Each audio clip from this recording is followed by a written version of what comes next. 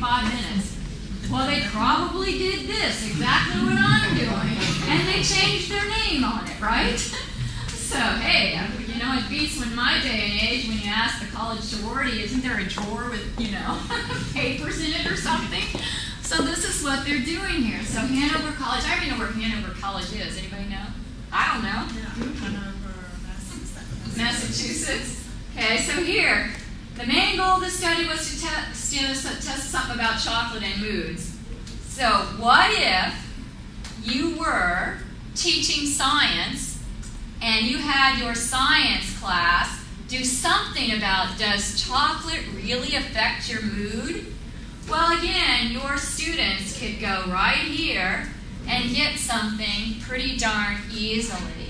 Chocolate, the food of gods, again, an education site right here. And I would just save that on my laptop, right, and just be done with it. The history of chocolate, Milton, you know, the same thing. Okay? Liquid chocolate, perfecting the, you know, the whole thing there. So, Linda, here it is, right here in your PowerPoint. Well, that's true. That's true. And it's kind of boring here. But again, you get the general idea that you can go in and search PowerPoints for almost anything out there. And in fact, how many people use Jeopardy in your classroom? Jeopardy games, okay. And did you find the template online? Exactly. That's exactly how I found it. The first time I did this, somebody said, my God, Linda, how long did it take you to develop that Jeopardy? I had 5 minutes. I looked online. I got it right here. You know? Or, Mr. Social Studies teacher, do you remember Billy Joel? Billy Joel did this song, something about light the fire. We didn't light the fire. And it's, yeah. And it goes through the history. Have you seen that? You need to, come on, you need to get on board with that. It's great. Jeez. Yeah. So if I go back here to advanced search, and I'm going to put in, what is it again? Didn't light the fire? We didn't start the fire. Oh, yeah. We didn't start the fire. And I'm coming down here and I do a PowerPoint. I'm hunting for a search. Judy, now there are, how many of those are there? There's like 95. And each one is a little different. So let's just click on this and see what this particular person did. And you put the music to it. And the first time I did this, the same thing, it was, oh my goodness, oh, okay. So theirs isn't very good. Okay, but you get there's actually video on YouTube. On YouTube, yeah. But again, it's just being able. Oh, here we go. Oh, that's a kid that like has too much time on their hands. You know. So again, the song would sing. You know, here I can't sing, so God forbid, you know, have me sing. But see how the whole thing, and then there is how many people use not scavenger hunts. Web quests. How many people? Okay. There's a whole web quest. Now, are you writing this down? Okay. There's a whole, and I have the information back at home if you can email. There's a whole web quest that goes with this. And they pick different decades to go with this whole thing. Then you put together, but the same thing. People are like, Linda, how long did it take you? Yeah, 5 minutes. Here we go. So again, using Google here to do some specialized searches like that just makes a lot of sense. And you can find all sorts of lesson plans. Okay, and by the way, if I click on Google, I go right back to the Google's main page here. And so if I just did chocolate, if I could spell, okay, and I do curriculum, I'll just do lesson plans. And obviously, by now, people know to put things in quotation marks, right? Is that a yes? Okay. Okay, some people still don't know that. But again, look, if I just put chocolate lesson plans, still, you know, there's a ton, you know, out there. And somebody said, well, is there like one for 5th grade or something? So again, you know, you can almost find anything out there. So gosh, 15,000. Children, literature lesson plans, chocolate making activity to accompany this read about. So again, you know, a lot of things like that you can do just searching online like that. Does that make sense to everybody? Yeah. I think one of the things people are like, Linda, how, I mean, they like to, people from my office will say, Linda, can you find this, can you find that? It's like, all right, okay, I'm like an enabler. But I like to search and find things. And, you know, they use the old term, or I do, Nancy Drew, you know, the Nancy Drew out there trying to find things out there, etc. Okay, barcodes. How many people use QR codes? How many people know what QR codes are? Okay.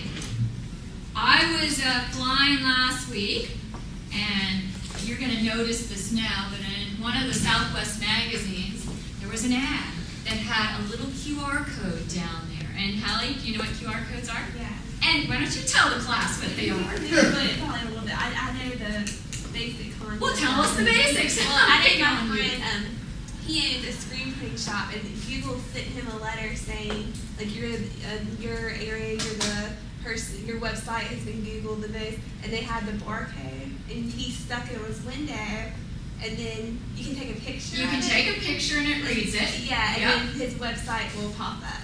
Yep, that's exactly it. That's exactly it. And so I'm going to show you, it was in a magazine and it was advertising Arkansas. And you can download on your smartphone, it doesn't matter if it's an iPhone, a BlackBerry, a Blueberry, whatever. You can download the QR code, it's called Quick Response Reader. And you take a picture, and in that case it took you to a website. In my case, the first time, I mean, I knew about them. However, what happened was, do you have one or? See, I saw a picture in front of a mall by Nordstrom out in San Francisco, and I'll show you what it is in a second. But I'm with my husband. I go down on one knee and I'm clicking with my phone, taking a picture. And he goes, "What the hell are you doing?" I said, "We're going to win a prize." And sure enough, it said, it deciphered to go to blah blah blah bagel store and you get a cup of coffee and a bagel for free. So hey, you never know. So here it is, this QR code generator. And I thought this would be very difficult to create. I mean, all those dots and all that. So here I go. And I go, chocolate is great. I like dark chocolate. Okay, and then I hit generate. And here's the code. So what I could do is print that, put it on a website, and then I take my smartphone or my webcam and click, and there you have that. Now what people are doing at school sometimes, and I'll use an example of science, is they'll have the students, when they're studying anatomy, is they'll go in and they'll say, okay, this is the scapula, you know, this is what it does, and then they generate that code, and then they paste the code on the scapula. And the kids are allowed to use their smartphones, or if somebody in their group has a smartphone, and they go around and click and read what it all has to say. Some of the smaller universities are doing scavenger hunts around campus using QR codes. Does that make sense? It's kind of like a tour, QR code tour.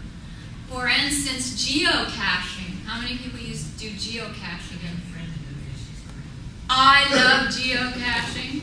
You have that, you have the GPS reader, you have it on your phone, you go around. I know a teacher that actually hit a cache of chocolate for a first grade class, and they went around to find the cache, which was chocolate out there. So again, but these are very easy to create. So next time you see one of these things, you might have won something. So, something like that. Makes sense there. Okay, and let's go back here. Okay, and in fact, one of the best things, let me just jump to YouTube really quick. And I'm going to go cubes. CSI, let me get CSI QR code. Here we go.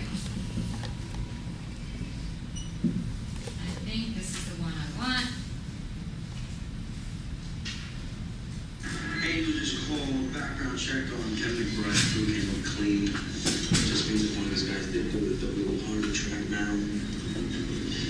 Tell him. Sid found this piece of card stuck in the victim's hand. It's all these are torn apart.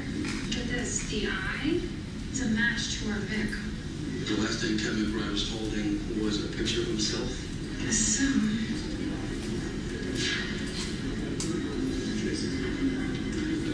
Wait a minute.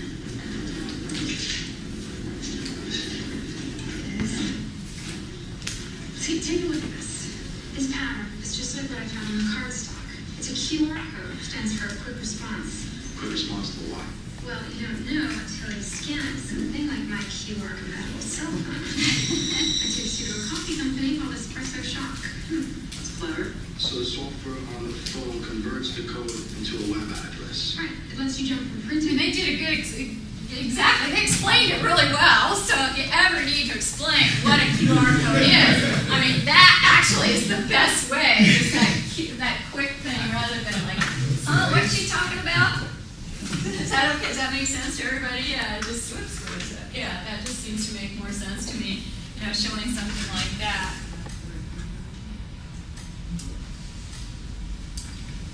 And let's go back here. We'll go back here. And also, poll anywhere. How many people have used poll anywhere? Okay, or poll everywhere, I should say.